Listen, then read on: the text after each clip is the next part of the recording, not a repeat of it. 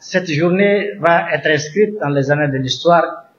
Il n'y a pas de doute là-dessus. En adhérant aujourd'hui au mouvement de l'inclusivité, je ne sais pas si beaucoup ont cerné un peu l'importance de ces messages que l'honorable Badiane Agamatou a livrés cet après-midi. Les professionnels ont un devoir de dire dans des termes clairs à ceux qui sont perdus, à ceux qui n'ont rien compris, voici la voie, voici le chemin. Ils doivent le dire avec courage. En ce moment, c'est lui qui est perdu. C'est lui qui pense que les autres pensent autre chose, va comprendre et il va revenir. Mais le silence est dangereux. Félicitations, honorable Badiane, d'avoir développé un message fort.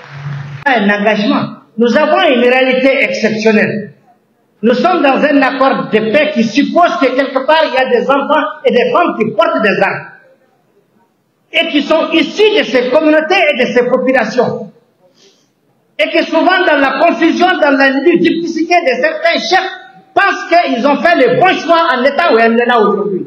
Ou en état où HCA aujourd'hui.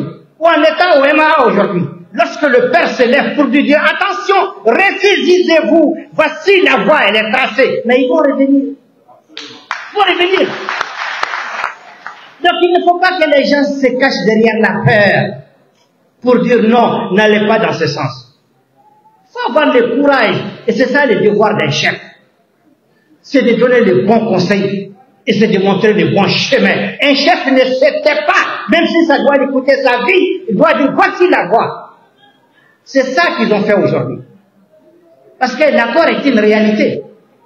Il faut que les gens s'inscrivent dans la paix pour soutenir notre nation. J'espère que les autres légitimités dont les enfants sont éparpillés, perdus, vont avoir le courage également de passer un tel message. Pour que l'ennemi, le vrai ennemi, soit réduit dans sa plus petite expression, qu'il n'ait aucune possibilité de battre campagne dans les communautés parce que certains chefs se taisent. C'est ça la chose. C'est ça la quintessence du message qui est livré aujourd'hui par la Confédération Touareg et Oulémeden. Fort heureusement qu'ils l'ont fait dans l'histoire. Et aujourd'hui, le Malikoura, sous le leadership de Assimi Goïta, l'homme qui nous libère, lui et ses compagnons, ils sont encore revenus. Parce qu'ils sont confiants. Ils sont convaincus que quelque chose a changé au Mali. Alors les courageux vont revenir sur la scène. Et le Mali sera sauvé, Inch'Allah. Le deuxième message, c'est de répondre au secrétaire général du MAA-CEMA, président en exercice de la CEMA. Je crois que vous avez écouté son vocal. Mon frère Ibrahim Oudhanda, en tant que président du mouvement de l'inclusivité, signataire de l'accord d'Alger, nous avons écouté votre message très court que vous avez livré en 2 langues. En tamashek, vous avez dit en arabe. Voici la teneur de votre message, M. Ibrahim Oudhanda. Vous avez demandé à tous les hommes en armes, les officiers, hommes de rang, tous ceux qui sont au sein de l'armée malienne, tout corps confondu, vous leur avez demandé de déserter et de venir suivre votre mésaventure. C'est ça que vous avez demandé. Ibrahim Oudhanda, respectez ces peuples, respectez ces communautés. Vous n'avez pas le droit de lancer un tel message. Ce n'est pas la volonté des Touaregs, ce n'est pas la volonté des Soreilles, ce n'est pas la volonté des peuples, ce n'est même pas la volonté des Barabiches, des Termouz, des Kunta et de toute sensibilité arabe dont vous êtes ici. Tous ceux-ci à l'unisson disent le Mali, bien que le Mali. Respectez ces peuples. Respectez ces peuples. Et aussi respectez ces militaires auxquels vous demandez de déserter, parce qu'ils ont de la dignité. Il faut qu'on se dise les choses. Monsieur Ibrahim Oudhanda, les hommes qui sont en train de servir dignement nos femmes, l'armée malienne, issue des Touaregs, des Arabes, des Soreilles, des Peuls, des Bambara et d'autres choses, sont plus dignes que celles-là que vous avez embarquées dans votre agenda. Il faut les respecter.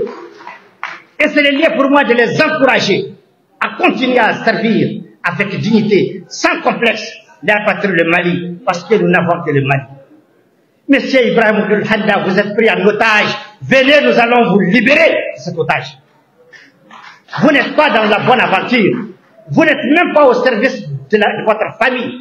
Encore moins servir ces hommes aujourd'hui qui font notre fierté et qui sont à Nafif, qui sont à Tessélit, qui sont à Gao, qui sont à Tombouctou et qui sont jusqu'à Caille, dans une dimension arc-en-ciel pour servir ce pays. Ces hommes aujourd'hui, chaque mois, prennent le prix du sang pour nourrir leurs enfants, les amener à l'école, les instruire. Vous leur demandez de déserter pour venir vous rejoindre.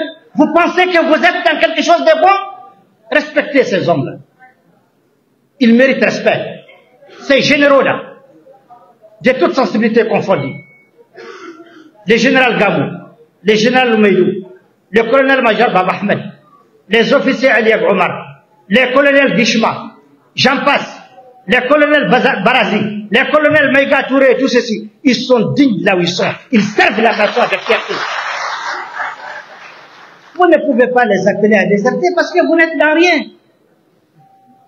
Un peu d'humilité. Je vous l'ai dit parce que l'heure de la vérité a sonné. La vérité fait mal, mais il faut la dire. Ouais. C'est notre devoir. Ouais. C'est notre devoir. Ibrahim Al-Handa, j'ai fini par vous dire que le Mali ne vous a pas rejeté. Le Mali ne vous a pas rejeté. Nous n'avons que le Mali en partage. L'accord d'Alger est toujours valable. Il ne demande que vous vous retrouviez autour de la table du CSA pour le parachever. C'est tout ce qu'il demande. Il n'y a ni besoin de négociation. Ibrahim Al-Handa, nous vous aimons en tant que frères, mais acceptez que vous êtes perdus et laissez-nous vous aider et sauver vos arrières pendant qu'il est encore temps. Nous n'avons que le Mali. Vous et vos compagnons, revenez. C'est la première fois que j'entends un leader de la SEMA s'exprimer, parce que d'habitude, il se cache derrière en posant des actes, excusez-moi, ignobles. Il ne parle pas trop, mais les actes sur le terrain en disent beaucoup sur ce que c'est. Nous sommes des nobles, nous avons des cœurs. Nous allons parler à un moment donné, avec courage et responsabilité. Certains disent qu'on a insulté, non, nous n'insultons pas.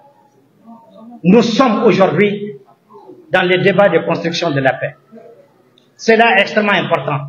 Ces dévots ont circulé, ont créé de la confusion. Nous avons le devoir de lever cette confusion. Nous sommes fiers de ces hommes qu'il a appelés, qui servent avec dignité leur armée nationale pour libérer notre pays que nous avons seuls en partage. Ces hommes doivent être honorés, ils doivent être soutenus, ils doivent être considérés. Ils ne doivent pas être traités par des opinions perdues comme étant des traîtres d'une cause qui n'existe même pas et qui n'est même pas réelle. Il faut qu'on les respecte. Et c'est ça notre devoir. C'est ça notre devoir. Je termine par dire, personne n'a été chassé du Mali. Personne. Le président de la transition, tous les gouvernements restent disponibles. Même demain, si les intéressés sont convaincus que nous avons que le Mali en partage, nous allons fêter ici le Mali. Mais tant qu'ils sont dans cette posture, nous assumerons également notre partition pour préserver la dignité de notre pays, pour sauver notre Mali. C'est ça notre devoir. C'est choquant, hein? Mais il faut le dire. C'est choquant, hein? Mais il faut sortir de la duplicité. C'est choquant, mais il faut sortir de l'ambiguïté. C'est choquant, le message doit être clair et précis. Vive le Mali, vive la transition et que Dieu nous apporte la paix dans notre pays.